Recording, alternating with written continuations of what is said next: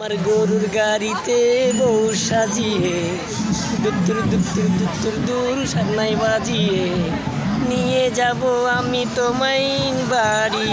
প্রিয় দর্শক, শুভ নববর্ষের শুভেচ্ছা জানিয়ে শুরু করছি আজকে ঐতিহ্যবাহী বাংলাদেশের পুরনো দিনের ঐতিহ্যবাহী গরুর গাড়ি থেকে। এই গরুর গাড়ি থেকে আগে আমাদের বাপ চাচা দাদা দাদি নানা নানি সকলেই বিয়ে করছিল এই গরুর গাড়িতে চড়ে।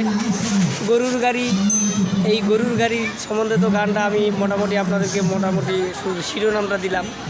এই গরুর গাড়িতে কিন্তু আমরা বিয়ে করতে পারিনি। বর্তমানে গরুর গাড়ির জায়গা নিয়ে নিচ্ছে বিভিন্ন ধরনের ফ্যাশনেবল মাইক্রোবাস, মাইক্রো কার, এগুলোই নিয়ে নিচ্ছে এখন গরুর গাড়ির জায়গা।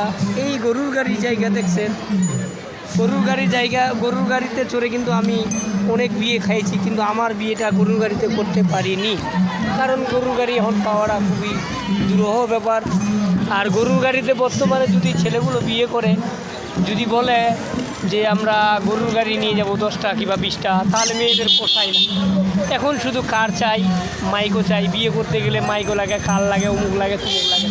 গরুর গাড়ির দাম নাই, কিন্তু আমাদের বাপ দাদু 14 গোষ্ঠীর ঐতিহ্য এই গরুর গাড়ি। তাই এই গরুর গাড়ি থেকে আমি আবার আপনাদেরকে শুভেচ্ছা জানালাম পয়লা বৈশাখের।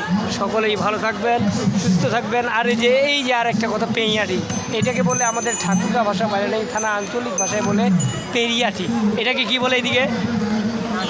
এটাকে লাঠি বলে, শুধু লাঠি না, এটাকে বলে পেঁয়াটি। এই পেঁয়াটি দিয়ে যে গাড়ির যে ওস্তাদ যে গরুর গাড়িটা চালায়, মানে রাইডিং করে, তার হাতে এইটা থাকে এই ওস্তাদদেরকে ঠিক রাখার জন্য। এই যে গরুটাকে সাজাইছে, দেখছেন?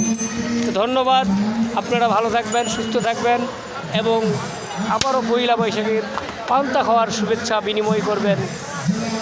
ধন্যবাদ।